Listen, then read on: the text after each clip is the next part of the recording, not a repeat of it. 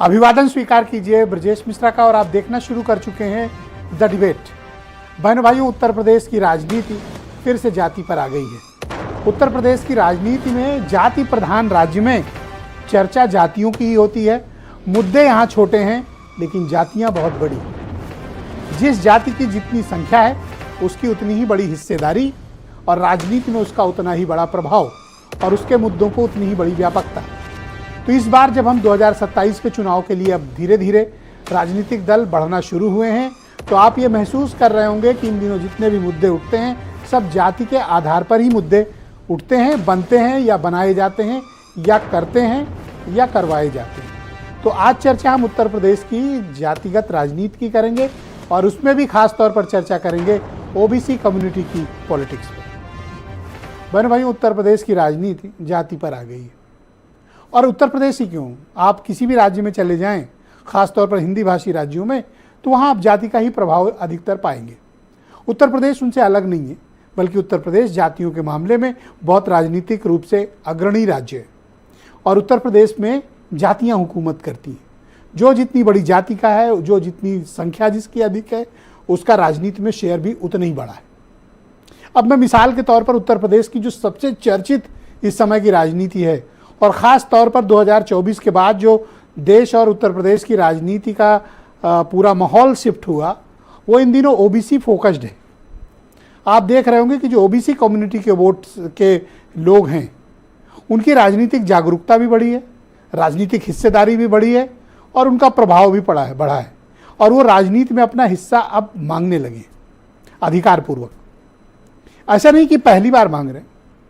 आपको ध्यान हो कि मंडल कमंडल के दौर से, जब से वर्टिकल डिवीजन हुआ सोसाइटी का, उसके बाद से उत्तर प्रदेश में अधिकांश वक्त, बल्कि 75% जो भी रूलिंग टाइम था 90s से अब तक का, वो ओबीसी या शेड्यूल्ड कास्ट के हाथों ही रहा है। उत्तर प्रदेश की राजनीति में 90 के दशक से लेकर अब तक ओबीसी कम्युनिटी का बड़ा लंबे समय तक यहाँ रूल था, हुकूमत थी। शेड्यूल्ड कास्ट कम्युनिटी में भी थी, मायावती की हुकूमत थी, एक नहीं 4-4 बार थी। तो उत्तर प्रदेश का ओबीसी मतदाता अपनी सरकार होने के फायदे और नुकसान जानता है कि जब वो सत्ता में रहते हैं तो उसके नफ़े क्या हैं और सत्ता में नहीं रहते तो उसके नुकसान क्या है। इन दिनों आप महसूस कर रहे होंगे जब जातिगत जनगणना इस देश में शुरू हो गई है, कब खत्म होगी किसी को नहीं पता, लेकिन ये कन्फर्म है कि 2027 के चुनाव तक ये डेटा तो फिलहाल पब्लिकली नहीं होगा, जो होगा 27 के बाद होगा। तो उत्तर प्रदेश में जो जातिगत आंकड़ा मौजूद है, जिसकी एक मोटा मोटी लोगों के पास आइडिया है, लिखित तौर पर तो नहीं है, तो जो 2021-11 है उसके मुताबिक उत्तर प्रदेश में ओबीसी कम्युनिटी का जो शेयर है जनगणना में, वो तकरीबन 55% से 60% के बीच है। ये ज़्यादा भी हो सकता है, ये कम भी हो सकता है। हमारे पास जो डेटा है वो 15 साल पुराना डेटा है। हमारे पास कोई आधिकारिक डेटा भी इसका नहीं है और जातियों के आधार पर तब भी गणना नहीं हुई थी लेकिन वो पब्लिक डोमेन में नहीं आई। तो उत्तर प्रदेश में आप इन दिनों देख रहे होंगे कि चाहे वो राजनीतिक संगठन के मुखिया के पद हों या विधायक सांसदों के प्रत्याशी उतारे जाने के पद हों या संगठन के पद हों, हर पॉलिटिकल पार्टी, और ख़ास तौर पर मैं जिक्र करूंगा यहाँ पर Congress party, Bharatiya Janata party, Samajwadi party, Congress भी, बीएसपी भी, ओबीसी ड्रिवन पॉलिटिक्स हो रही है। ये कोई गलत बात नहीं, होनी भी चाहिए, लेकिन ओबीसी में यह देखना पड़ेगा कि 27% के रिजर्वेशन वाली इस कम्युनिटी में कितनी जातियां हैं और उनका प्रभाव क्षेत्र क्या है।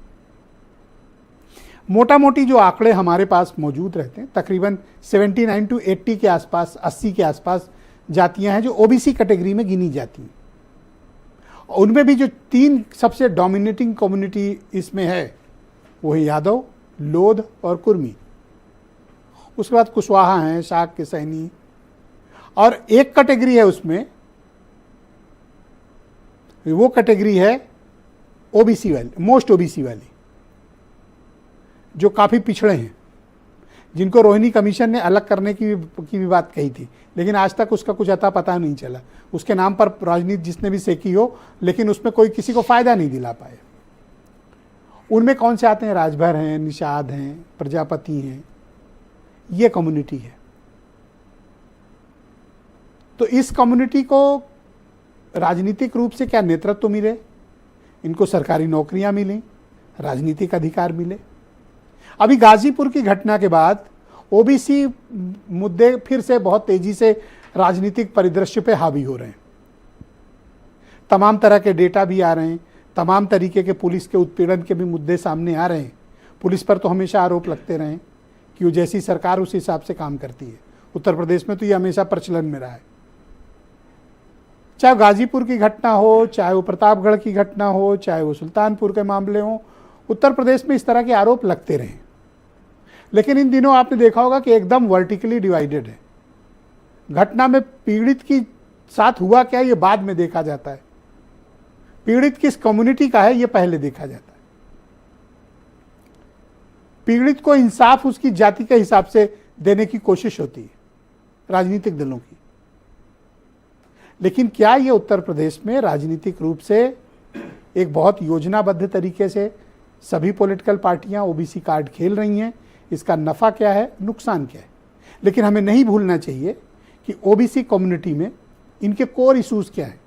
इनके कोर इश्यूज हैं कि इनके रिजर्वेशंस का बेहतर इस्तेमाल करके इनके बच्चों को नौकरियां मिलें, इनके आर्थिक हालात बेहतर हों, इनकी गरीबी दूर हो, समाज के मुख्यधारा का हिस्सा बने, राजनीतिक रूप से नेतृत्व मिले, सामाजिक रूप से और स्वीकार्यता बढ़े।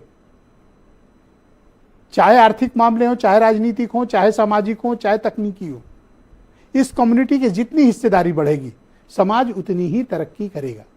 क्योंकि इनकी संख्या इतनी है कि अगर ये तरक्की में आगे बढ़ेंगे तो प्रदेश का भी विकास होगा, देश का भी विकास होगा। लेकिन राजनीतिक दलों को क्या है, इनसे सिर्फ वोट चाहिए। वो भी ओबीसी वोट बैंक शब्द का इस्तेमाल होता है। बहनों भाइयों, वोट बैंक जिसके साथ भी जुड़े उसके साथ दुर्भाग्य भी जुड़ जाता है, वो कोई भी कम्युनिटी हो। आपने देखा होगा जो बैंक बना, जो वोट बैंक बना, जिस कम्युनिटी ने खुद को वोट बैंक बनाया, आज हर वो कम्युनिटी हाशिए पे लगी है या दुर्दशा की शिकार है या फिर राजनीतिक दलों के लिए वोट लेने का एक टूल बनकर उभरी है। लेकिन ओबीसी को इस मामले में वोट बैंक नहीं कहा जा सकता। ये एक बिखरा हुआ समाज है। कुछ बहुत मजबूत हैं, कुछ कृषि में मजबूत हैं और कुछ एकदम इग्नोर्ड हैं, जिनका मैंने मोस्ट ओबीसी वाला जिक्र किया। तो इनको ही राजनीतिक चेतना, समग्रता, सामाजिकता सबको समझने की आवश्यकता है। आप कुछ बयान सुने, फिर आज की डिबेट। समाजवादी पार्टी दलितों को, पिछड़ों को और जो अल्पसंख्यक हैं उनको उनके हक, अधिकार, न्याय और सम्मान दिलाने के लिए संघर्ष करने का काम कर रही है। जो पिछड़ी जातियां हैं वो पूर्ण रूप से सपा के साथ हो गई हैं। भारतीय जनता पार्टी ने पिछड़ों का पूरे प्रदेश में लगातार अपमान करने का काम किया है। आज माहौल पूरी तरीके से भाजपा के खिलाफ है, चाहे वो जाति की स्थिति में हो, चाहे कानून व्यवस्था की हो। इस बार बहुत ही मुद्दे हैं, उस मुद्दों में जरूर एक जातिगत जो इश्यू है वो बड़ा है। हम लोग कांग्रेस के लोग सभी जातियों को, सभी वर्ग को, जिसमें हमारी मुस्लिम समाज से भी पूरे लोग रहेंगे, मुस्लिम समाज के भी जितने वर्ग के लोग हैं, दलित हैं, अगड़े हैं, पिछड़े हैं, सबको समायोजित करेंगे और सबको स्थापित। विपक्ष क्योंकि उनके पास कोई मुद्दा नहीं है, उनके पास कोई उपलब्धि नहीं है, वो जातिवाद का बढ़ावा देके, नारे देके माहौल को बिगाड़ना चाह रहे हैं। जबकि भारतीय जनता पार्टी की नीतियां हों, भारतीय जनता पार्टी की जन कल्याणकारी योजनाएं हों, उनमें सबको बिना भेदभाव के, बिना पक्षपात के योजनाओं का लाभ मिल रहा है। लाभ मिल रहा है तो भारतीय जनता पार्टी को जनता का भरपूर प्यार मिल रहा है। ये प्यार 2027 में बना रहेगा, 29 में भी बना रहेगा। तो बहनों भाइयों, आज की डिबेट को आगे बढ़ाएंगे। मेरे साथ राकेश राठौर मौजूद हैं, कांग्रेस पार्टी के मेंबर ऑफ पार्लियामेंट, लोकसभा के सदस्य हैं सीतापुर के। आलोक वर्मा भारतीय जनता पार्टी के प्रवक्ता हैं। अरुण राजभर एसबीएसपी के राष्ट्रीय प्रवक्ता हैं, हमें थोड़ी देर में ज्वाइन करेंगे। फखरुल हसन चांद समाजवादी पार्टी के प्रवक्ता, ब्रजेश शुक्ला उत्तर प्रदेश के बहुत ही जाने माने पॉलिटिकल जर्नलिस्ट, और वीरेंद्र सिंह जी हमारे नेशनल हेड। आप सभी का स्वागत और धन्यवाद।